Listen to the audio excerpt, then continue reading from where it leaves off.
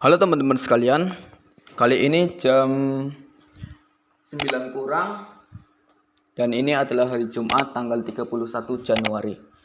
Wow, gak kerasa ini udah akhir bulan dan akan memasuki bulan Februari. Dan gue pikir hari-hari kelulusan pun akan tiba. Oke, sekarang bukan membahas tentang kelulusan atau sekolah. Gue mau membahas tentang internet. Gue mau membahas tentang sosial media mungkin. Dan gue mau menceritakan pengalaman pribadi gue bersama media sosial. Tapi pertama-tama, kenapa sih gue membuat video ini?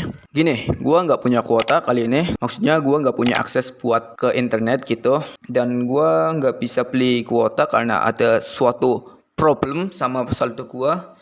Gue nggak tahu itu nyampe kapan. Dan gue pikir gue nggak bisa internetan, gue nggak bisa YouTubean, gue juga nggak bisa nonton anime, gue juga nggak bisa baca artikel atau streaming di YouTube atau podcast lain sebagainya. Gue nggak bisa itu. Dan gue bingung mau ngapain. Dan pada akhirnya gue ya udahlah ngobrol aja lah kayak gini lah, santai, sharing-sharing. Jadi dulu ketika gue pertama megang HP itu adalah HP Sony Xperia 4A. Dan itu gue pegang HP, tapi gue nggak punya internet coy.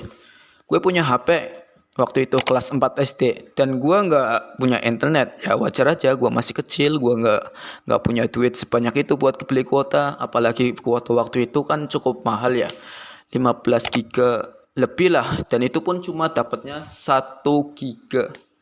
Ya bayangin aja anak kelas 4 SD buat beli kayak gituan, itu hal yang sulit bagi gua waktu itu. Dan gua pikir ya udahlah, gua mainan Minecraft, gua mainan PAW, gua mainan Talking Tom, gua mainan mobil-mobilan, balap-balapan, nah gitulah di HP gua kayak gitu. Jadi gua mau cerita tentang apa yang gua rasain tentang internet ini. Ya, internet adalah suatu hal yang bagus. Internet bisa memudahkan semua orang, kebutuhan semua orang itu bisa termudahkan. Dulu ketika nggak ada internet, hanya untuk mengirim pesan aja sangat sulit coy. Tapi sekarang kita bisa bertukar pesan selama 1 jam full gitu, itu bisa. Dan hanya dalam sekejap, meskipun dibatasi oleh pulau ataupun jarak yang begitu jauh, itu bisa kita lampaui hanya dalam beberapa detik aja, seperkian detik aja. Misalkan gua sama lo chatan, gua di Tegal dan lo di Kalimantan lah anggapnya gitu. Nah, gua itu bisa mengirim pesan ke lo hanya dalam waktu sekitar seperkian detik dengan syarat adanya internet yang lancar. Gitu. Pendahulu-pendahulu kita itu nggak bisa melakukan hal-hal yang semacam itu, coy. Mereka harus menulis secara manual, mereka harus mengirimkan ke pos, dan mereka harus membayarkan duit untuk biaya pengiriman tersebut coy. Tapi semua itu hilang coy setelah adanya internet. Gitu coy. Tak bisa dipungkiri bahwa internet membantu banyak sekali bidang-bidang di kehidupan kita semua ya, sebagai manusia modern. Internet sangat membantu dan bahkan sangat mempermudah kehidupan kita. Tapi internet juga memiliki dampak yang tidak baik buat otak. Oke, jadi gue akan bercerita tentang internet terhadap otak. Jadi gini, gue mau cerita. Gue dulu pernah mondok sekitar 1 tahun kurang. Dan gue waktu itu karena mondok ya, gue gak punya akses buat ke HP. Maksudnya gue juga gak dibolehin mainan HP. Gue juga gak tersentuh oleh teknologi. Gue juga gak tersentuh oleh yang namanya internet. Gue benar-benar di sana ngaji. Gue di sana benar-benar ngaji kitab.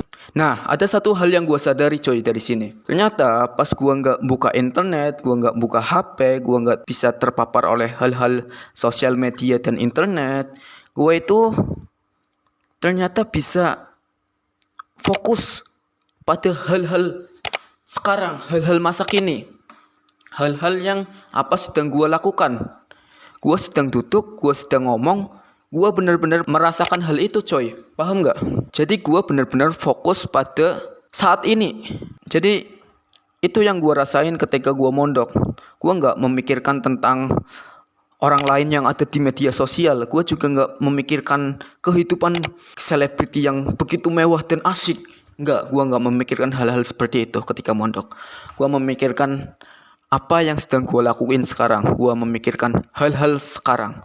Jadi misal dulu gue waktu mondok, gue misalkan silat ya, silat gue ikut silat. Waktu itu latihannya di jam 12 sekitar habis sholat duhur, dan gue benar-benar merasakan betapa capeknya, betapa panasnya terik matahari, betapa eh, keringat itu bercucuran di badan gue dan lain sebagainya. Maksud gak sih?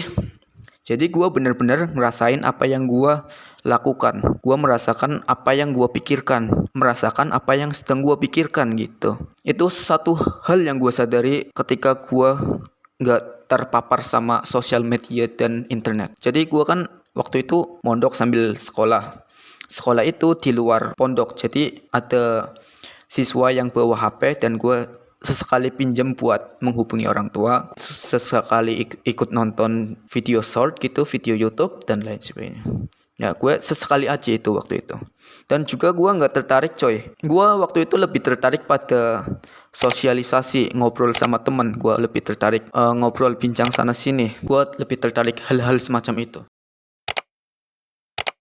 Oke, sekarang gue nggak lulus pondok dan sekarang gue kelas 12 SMK dan gue bisa mengakses internet semaunya gue, sebebasnya gue nggak diatur oleh orang tua gue karena gue hidup sendiri. Dan gue penggunaan internet sekarang itu cukup sering gue menggunakan HP dan internet dan sosial media. Gue bahkan bisa menghabiskan 2 GB hanya dalam waktu 1 hari hanya untuk bermain internet, hanya untuk scrolling, hanya untuk menonton video hahaha di internet. Gua habis 2 giga buat hal-hal semacam itu, hal-hal receh semacam itu. Apakah itu sesuatu hal yang baik? Tentu saja tidak. Ada dampak buruk yang gua rasain ketika gua keseringan menghabiskan waktu di internet. Jadi gua sadar satu hal ketika gua terlalu banyak menghabiskan waktu di internet, di media sosial, yaitu gua nggak bisa fokus pada apa yang gua lakukan sekarang coy. Jadi misal nih gua lagi sholat, Allahu Akbar, 1, 2, 3, pikiran gua langsung melayang ke sana kemari coy. Pikiran gua nggak bisa fokus pada apa yang gua rasakan. Maksudnya apa yang gua lakukan. Gue lagi sholat, tapi gue pikirannya nggak bisa bener-bener full di sholat. Gue memikirkan hal-hal yang ada di luar sana, yang pernah gue tonton di internet. Gue memikirkan kartun lucu yang kemarin gue lihat. Gue memikirkan anime-anime yang kemarin gue tonton. Gue memikirkan podcast-podcast yang sangat menginspirasi. Ya meskipun itu bagus sih, cuman kan lagi sholat. Nah itu adalah salah satu dampak buruk dari internet coy. Gua nggak bisa fokus apa yang gua kerjakan. Gua nggak bisa fokus dan mindfulness pada saat ini, detik ini. Gua sangat sulit melakukan hal tersebut. Ketika gua ngobrol sama teman lagi ngomong, gua memikirkan hal yang lain coy. Gua memikirkan hal-hal yang bahkan sama sekali nggak ada kaitannya dengan apa yang teman gua obrolin. Dan gue juga menyadari hal itu, gue sangat sulit fokus, gampang sekali bosen, gue gampang sekali malas gitu ya. Berubah suasana, ganti suasana, gampang bosen gitu ya. Tapi dengan kesadarannya hal ini, gue juga mencoba untuk berlatih mindfulness. Live in the moment, life in the moment. Jadi setiap pagi gue nyiapin timer 10 menit dan gue bermeditasi. Selama 10 menit itu gue bermeditasi coy. Jadi gue set 10 menit dan gue duduk sila dan gue memejamkan mata, kemudian gue menarik nafas dan juga menghembuskan nafas dengan tempo yang enak. Jadi semisal gini, menghirup napas sekitar 3 detik dan gue membuang sekitar 4 detik. Jadi itu agak. Dan ketika gue bermeditasi pun gue masih memikirkan hal-hal lain, tapi gue mencoba untuk fokus pada apa yang gue lakukan. Gue fokus, gue sedang meditasi dan gue harus fokus dan gue harus melatih itu karena itu adalah salah satu cara. Sebenarnya di sholat juga diajarkan gitu ya. Kita harus fokus, pandangan kita harus tertuju pada tempat kita bersujud. Terus kita juga harus fokus pada apa yang kita baca. Kita juga harus memaknai apa yang kita baca ketika kita sholat gitu ya. Nah itu adalah salah satu cara untuk memperbaiki bagaimana fokus kita bekerja coy.